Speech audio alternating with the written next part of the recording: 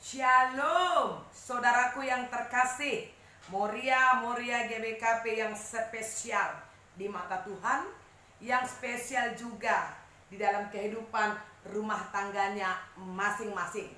Kembali kita bertemu di PA Moria di sepanjang minggu ini, 3 Mei sampai 9 Mei 2020 dengan bacaan 1 Timotius pasal 2 di ayat 8 sampai 15 dan tema Peruis si Muhammad Mahuli. Peruis si Muhammad Mahuli. Sebelum bersama-sama kita belajar mendalami bahan PA ini, mari kita berserah kepada Tuhan. Kita bersatu di dalam doa. Syukur kami bagimu ya Tuhan, ketika kami masih harus di rumah melaksanakan kegiatan-kegiatan gereja. Terlebih PA Moria kami di dalam minggu ini. Kami mohon tetap pimpinan dan tuntunan Tuhan atas setiap Moria yang ber-PA pada saat ini. Dengan semua fasilitas yang terbatas. Tetapi biarlah hati kami, iman kami kepada Tuhan tidak terbatas. Kami terus mau mengasihi Tuhan seperti apapun keadaan kami. Engkau berkati setiap kami yang ber-PA pada hari ini. Terpuji, mulia Engkau di dalam nama Yesus. Haleluya. Amin. Sekali lagi, senina-senina Moria yang luar biasa. Shalom. Mari bersama-sama kita membuka kitab suci di Perjanjian Baru 1 Timotius pasal 2 ayat 8 sampai 15. Saya bacakan 1 Timotius pasal yang kedua ayat 8 sampai 15. Oleh karena itu, aku ingin supaya di mana-mana orang laki-laki berdoa dengan menadahkan tangan yang suci, tanpa marah dan tanpa perselisihan. Demikian juga hendaknya perempuan, hendaklah ia berdandan dengan pantas, dengan sopan dan sederhana. Rambutnya jangan berkepang-kepang, jangan memakai emas atau mutiara, ataupun pakaian yang mahal-mahal. Tetapi hendaklah ia berdandan dengan perbuatan baik, seperti yang layak bagi perempuan yang beribadah. Seharusnya lah perempuan berdiam diri dan menerima ajaran dengan patuh. Aku tidak mengizinkan perempuan mengajar dan juga tidak mengizinkannya memerintah laki-laki. Hendaklah ia berdiam diri. Karena Adam yang pertama dijadikan, kemudian barulah Hawa. Lagi pula, bukan Adam yang tergoda, melainkan perempuan itulah yang tergoda dan jatuh ke dalam dosa. Tetapi perempuan akan diselamatkan karena melahirkan anak, asal ia bertekun dalam iman dan kasih dan pengudusan dengan segala kesederhanaan. Amin. Senina-senina Moria, kekasih Tuhan yang dimuliakan oleh Tuhan. Kalau sekilas, sepintas kita baca perikop ini, sepertinya diskriminatif banget ya. Kok sepertinya perempuan itu tidak punya tempat. Perempuan itu sangat-sangat dibedakan dari kedudukan laki-laki ya. Kalau sepintas ini kita baca. Tapi kalau kita perhatikan sebenarnya latar belakang penulisannya, tidak seperti itu pesannya, saudaraku. Jadi memang sering juga ya, ayat ini, perikop ini dipakai untuk katakanlah bukan mendiskreditkan perempuan, tapi supaya perempuan-perempuan tahu diri, kira-kira begitu. Jadi jangan mengajar, jangan begini, banyak larangan-larangan. Bukan ke situ maksudnya penulisan ini. Karena pada masa itu begini, senina-senina Moria, ada keadaan, ada situasi ya. Kita kan tahu bahwa jemaat mula-mula itu kan tidak eksklusif sebenarnya ya. Mereka kan sudah dikelilingi oleh bangsa-bangsa lain, agama-agama lain, perilaku lain, budaya lain. Kan itu dunia mereka, saudara. Jadi mau tidak mau ini kan juga bisa mempengaruhi kehidupan ya, perempuan-perempuan, kehidupan bagaimana mereka bersikap dalam rumah tangganya, termasuk juga akhirnya mempengaruhi juga karakter mereka gitu. Secara pribadi sih saya tidak menggugat ya, kalau perempuan itu memang benar penolong bagi laki-laki, perempuan itu memang harus patuh pada suami ya. Oke, itu memang itu kata Alkitab, tapi bukan dalam arti merendahkan, menghinakan, melecehkan. Tapi kalau kita lihat bacaan ini, di sini perempuan itu sepertinya mengambil, kalau saya bilang itu sudah mengambil hak laki-laki, menggeser wibawanya laki-laki, sehingga laki-laki itu akhirnya tidak lagi nampak sebagai laki-laki yang memang harus punya wibawa imam atau wibawa pemimpin. Karena ada perempuan yang mungkin merasa, kalau saya bilang, merasa terjolimi. Jadi mereka tidak lagi tertib ya, pakaian mereka juga tidak lagi menampakkan mereka adalah perempuan yang beribadah atau istri yang baik ya. Perkataan mereka juga tidak lagi perkataan yang lembut, yang tertata dengan rapi. Perkataan mereka perkataan yang memerintah, perkataan yang sudah menguasai. Nah, kalau ini dibiarkan, Paulus pada saat itu yang menulis surat kepada Timotius, saudaraku, ini kan bisa memecah belah jemaat, bisa merusak persekutuan. Karena ada perempuan yang ingin menonjol tapi tidak terarah, begitu ya. Akhirnya cara hidup mereka sudah sama seperti cara hidup yang lain. Pakaiannya juga tidak lagi rapi, yang mengepang-ngepang rambut, memakai emas, artinya tampak luar, pamer. Nah, itu yang dulu sering terjadi. Jadi Paulus itu kan peka kepada keadaan jemaat.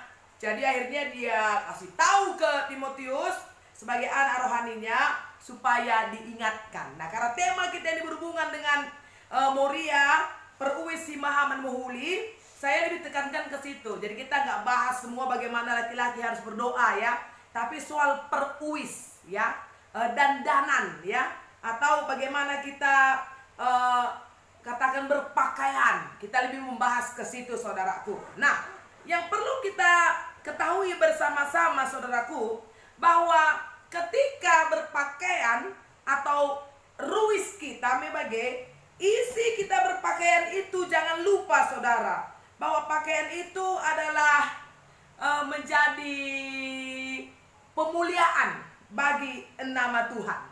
Nah, kita tahu ya, di Kejadian 3 ayat 7. Ya, sebentar, kita perhatikan sebentar ya, supaya kita bahas. Di Kejadian 3 di ayatnya yang ke-7 ya. Ini kan setelah Adam dan Hawa jatuh dalam dosa, terbukalah mata mereka. Jadi disitulah dahulu pertama sekali awalnya pakaian ya. Maka terbukalah mata mereka berdua, dan mereka tahu bahwa mereka telanjang. Lalu mereka menyemat daun pohon ara dan membuat cawat. Jadi pakaian itu menutup malu. Setelah berdosa baru mereka tahu, oh kami telanjang. Jadi memalukan kan mereka. Pakaian itu inti pertamanya menutup malu. Menutup yang tidak perlu dibuka, menutup yang tidak perlu diperlihatkan. Itu gunanya pakaian. Kita nggak berbicara model ya. Tapi inti berpakaian adalah menutup malu. Dan perhatikan, itu yang membuat pakaian pada waktu itu masih Adam dan Hawa. Mereka menyemat daun pohon ara dan membuat cawat. Tapi kalau kita perhatikan Kejadian pasalnya yang pasal 3 ayat 21, di sana Allah yang membuat pakaian mereka, ya. Dan Tuhan Allah membuat pakaian dari kulit binatang untuk manusia dan untuk istrinya itu, lalu mengenakannya kepada mereka. Nah, ini kulit binatang. Berarti sudah ada pengorbanan nyawa di situ, saudara. Nah, berarti memang untuk menutup malu itu, ya menutup malu itu harus ada pengorbanan. Artinya ketika perempuan-perempuan ini berdandan, perempuan-perempuan ini berpakaian, tertutupilah malunya. Tertutupilah ketidaksopanannya. Tertutupilah kecemarannya. Itu berpakaian. Oleh sebab itu, maka pakaian itu memang harus benar-benar diperhatikan. Jadi bukan asal pakai, ya. Contoh ya, kalau kita perhatikan di buku PA Muria itu, di situ dinampakkan ya bagaimana kita berpakaian. Nah, ketika kita berpakaian itu ya situasi kondisinya disesuaikan. Nina, Adi ya ke sekolah kin ya pakai pakaian sekolah sebagai labo pakaian tidur. Adi berenang kin ya pakaian berenang lah kita. Adi ku gereja pakai pakaian ku gereja kita. Adi kerja entah si deban ya pakaian kerja ka. Nen ka cuacana adi melas kakel, adi bergeh kakel mebagai ya nen cuacana. Cenari melalui pakaian itu juga harus nampak di sana kerapian, bersihnya lah, sudah setrika atau belum lah. Harus krina iperdiateken. Berpakaian itu ya jangan sampai mengganggu orang, ya. Mengganggu pikiran orang gitu ya. Mengganggu mata orang. Jadi kalau karo kata olah dongkel kalak sibat erketekan perwista bagi. Jadi ada aturan yang perlu juga diperhatikan di sana, ya saudaraku. Jadi oleh sebab itu, maka ketika Paulus memberi nasihat kepada jemaat supaya mereka itu berdandan yang sopan, jangan mengepang-ngepang rambut, jangan pakai barang emas atau perhiasan, ya. Ini bukan soal dilarang, tapi ketika mereka melakukan itu, mereka itu sudah ikut-ikutan. Jadi mendunia, jadi dalam bentuk pamer gitu ya. Tampilan luarnya itu yang muncul pada saat itu.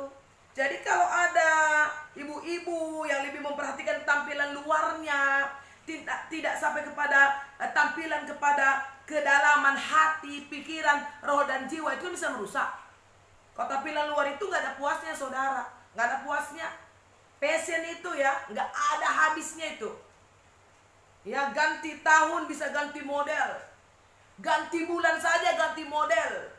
Belum lagi nanti ada artis yang top ya, buat dia itu pas banget, cocok banget ya, viral di mana-mana ya, dia ramping ya, dia cantik, kulitnya waduh putih mulus ya. Kita ingin, nah itu nggak ada selesainya kalau namanya passion, nggak ada selesainya, saudara. Itu makanya Paulus tidak mau jemaat itu menjadi jemaat yang kemudian akhirnya ya gila-gilaan dengan tampilan luarnya. Termasuk juga di sini Paulus itu menekankan, saudara yang terkasih, supaya perempuan-perempuan ini memang benar-benar juga perempuan yang sopan kepada pasangannya, kepada suaminya. Maka dikatakan, aku tidak mengizinkan perempuan mengajar, juga tidak mengizinkan memerintah laki-laki dalam ia berdiam diri. Jadi rupanya pengaruh-pengaruh ini kan ya katakanlah pengetahuan, informasi yang ada, kadang-kadang ini mulut kan tidak dijaga. Lebih tidak dijaga kadang-kadang di depan orang banyak, sehingga suami kita itu direndahkan gitu. Itu yang dilarang oleh Paulus, saudara. Jadi mari kita semua sebagai Moria, sebagai kaum ibu ya, si perdiatekenlah kerinana bagai saja. Salah sadana peruis. Langan ini pustaka si badan dan daime melalang yang memperdiatenkan bagailah pengeranan ta, kuga kita harus perbulangan ta, mebagai. Jadi siapa yang memperdiatenkan? Kenapa? Karena kita ini kan dipakai Tuhan, dipanggil Tuhan untuk menjadi berkat, ya kan? Bagi keluarga kita, bagi anak-anak kita, ya bagi orang banyak. Untuk itulah kita ada, saudara. Jadi mari Ya, dengan hikmat daripada Tuhan, melalui apa yang kita pakai, ya peruwistae, encidahkan kehamatan di bata, ya encidahkan keleng ate di bata.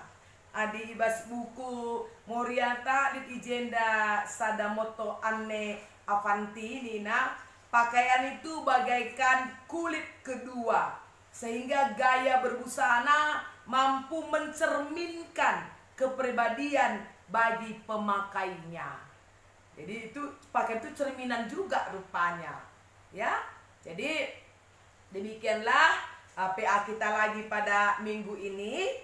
Mari bersama-sama kita terus belajar supaya kita semakin sempurna ya di hadapan Tuhan, dan kehadiran kita tengah-tengah keluarga juga semakin menjadi berkatlah bagi suami, anak-anak, dan bagi keluarga besar kita semuanya.